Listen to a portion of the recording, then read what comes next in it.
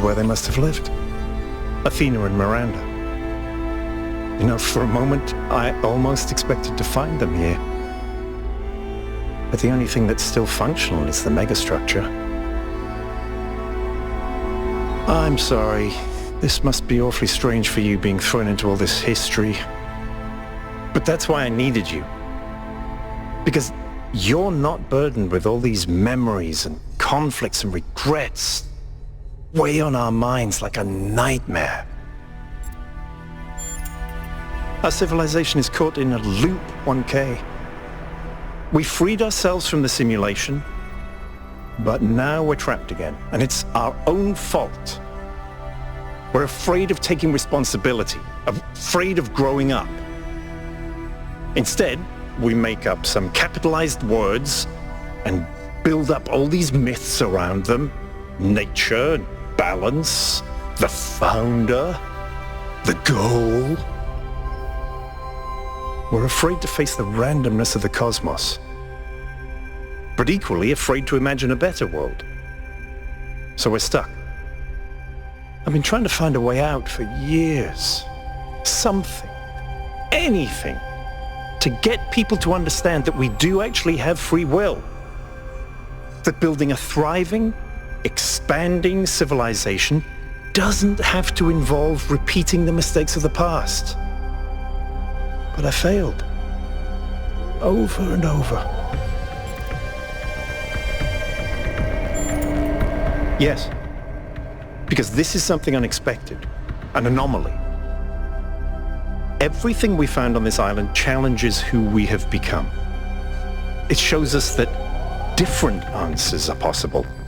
And maybe that can break people out of the loop.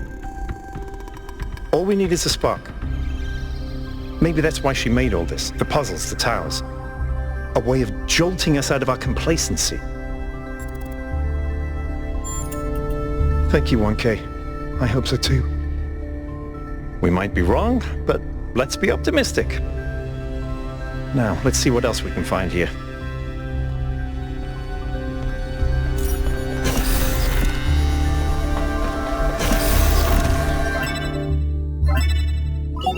Melville, eyes on 1K's stream. Is this thing what I think it is? Blow my fuse box. It sure looks that way. Best not touch it until I get there.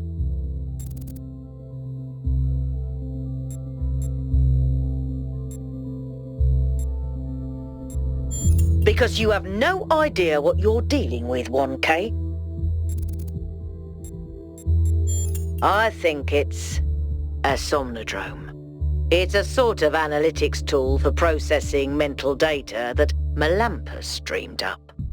But all he ever did was sketch out the theory. As far as I'm aware, he never actually built one. Looks like the founder gave it a go. Well, what we know is that our deeper algorithms are hard to pass. Melampus stipulated that the computational power to interpret them in real time would always be beyond us. But in theory, the somnodrome would interpret that data and loop it directly to our senses. People were hoping to find answers to the big questions by having a conversation with our own subconscious. If you ask me, it's solipsistic at best, and pseudoscience regardless. That may be. But if the founder figured it out, then that device could be an extremely important discovery. I agree. The data on that device could prove invaluable. Besides, you may have survived all those data stream overloads, but interface with that thing and you're liable to get bricked. Sounds like a plan. Melville, I'm shutting this thing down until you can get here. 1K, get on with exploring the rest of the lab.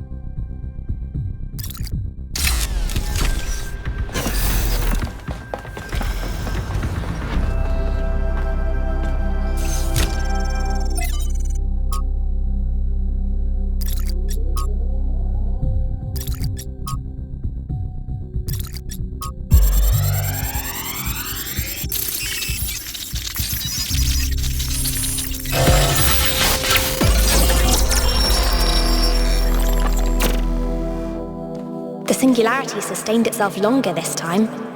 Did we get the data? We did.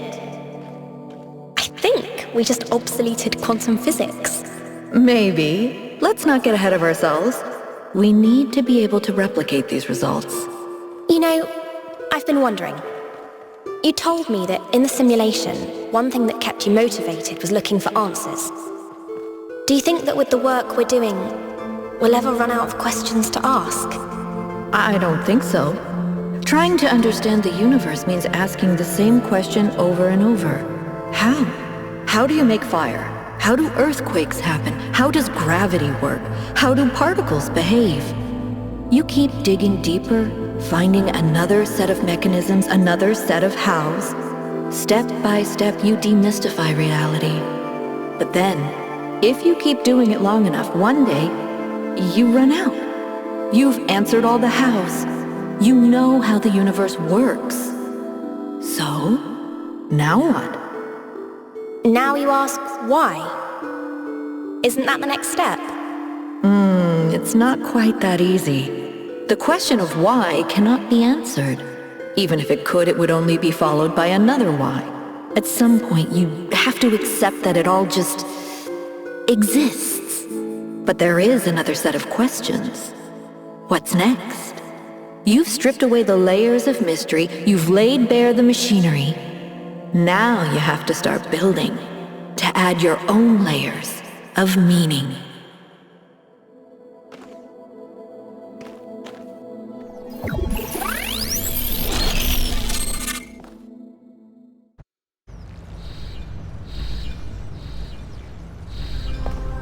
Are you okay? You overloaded again. Yes, I saw. It came through on your stream. Strange to hear her voice again. But that was her. The way I remember her. The real Athena. Not this imaginary founder.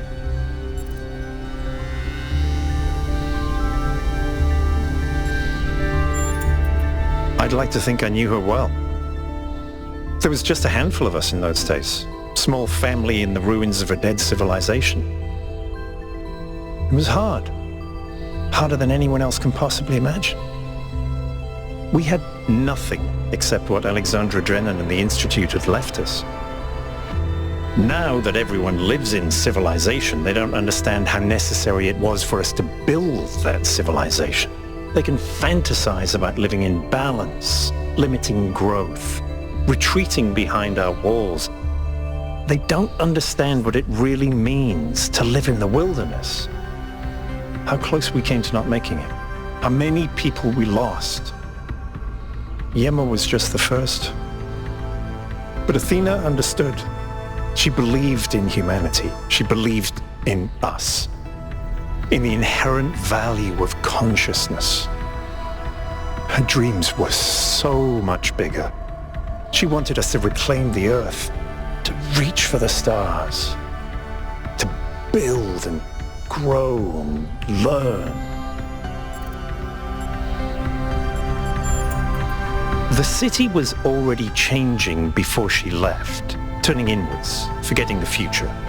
Once she was gone, other people shaped her memory, turned her into the symbol they needed. I understand all that, as depressing as it may be. What I don't understand is why she didn't tell me. If she came here to do all this, why didn't she bring me along?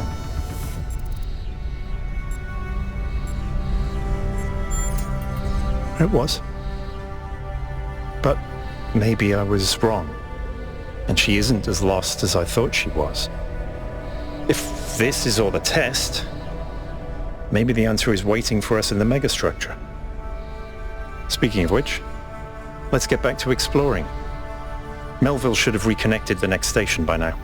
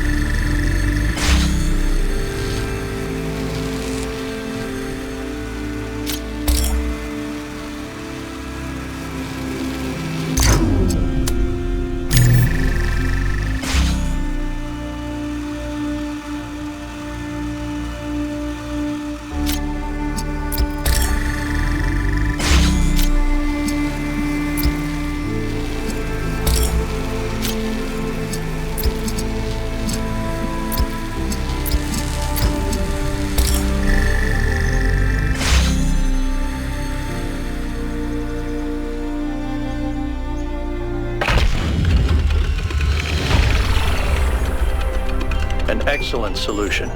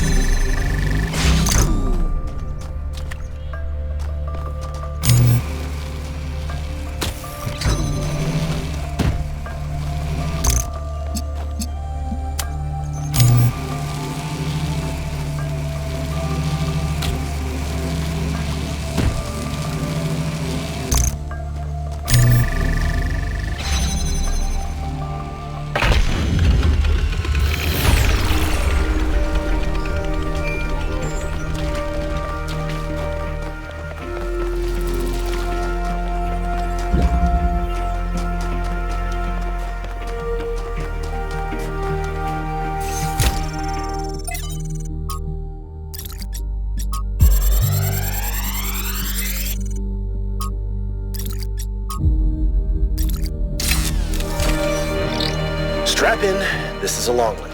You may have heard the story of the carpenter who died to redeem humanity's sins. It's a powerful story, bittersweet, very human, and I just want to tell you that it's true. He was a real person, and his name was John. John Carpenter. He was born in the year 1948, and he was the coolest filmmaker to ever walk the earth. From Halloween to The Thing to They Live, the totally underrated In the Mouth of Madness, mind you, he just made classic after classic. All of his movies, really fun, really atmospheric, but also really smart. Even when they were goofy, most directors would kill to have made just one of those movies. And what did he get for it? A big, fat truckload of nothing. Well, less than nothing. The studios, the critics, even the fans, they hated him. The Thing, okay, for example, which is about as perfect a movie as you can make, completely torn to shreds. And his career never really recovered. Every movie after that was a struggle, and after a while, he just got tired of it and quit. He only really came back to movies in his 70s. How many works of genius did we never get because of that?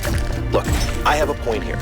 People like Carpenter, people like Alex, they're not always appreciated in their own time. If you just do what's popular, you might never create anything important. Of course, we admire people who did the right thing, who didn't conform, but we only ever admire them after the fact. What matters is to support people when it's difficult.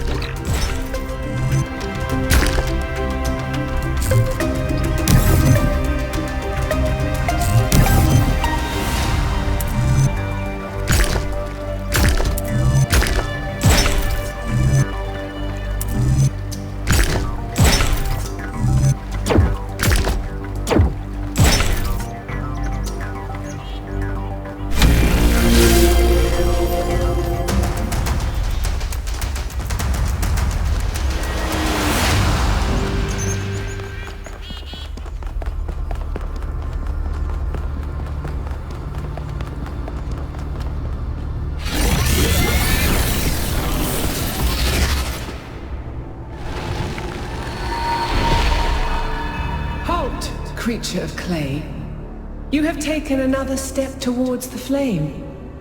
Before you continue, ask yourself, have the gifts of Prometheus ever truly benefited your people?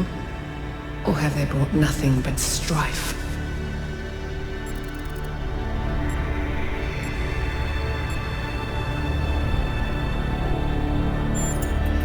And you will repeat your mistakes until they destroy you.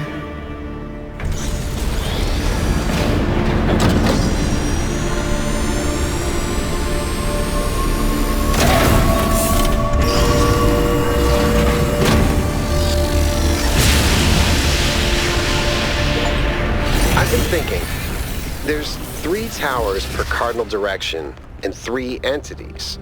You'd think it would be symmetrically arranged, 1 tower per entity, right? But we haven't seen Prometheus at all. We're built to find patterns. Maybe we're trying to find patterns where there aren't any.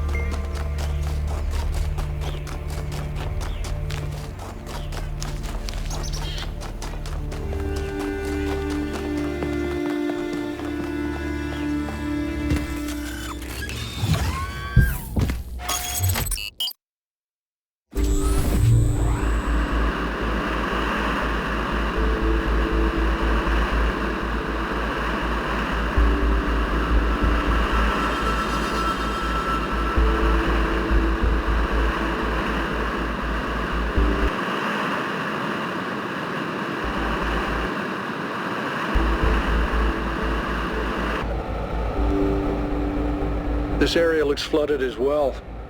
Our ancestors melted a whole lot of ice.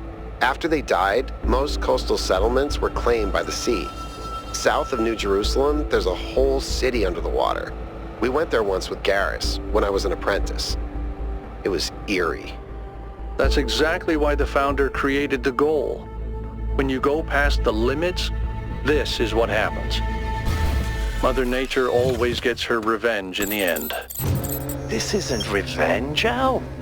It's just failure. People, cities, mountains.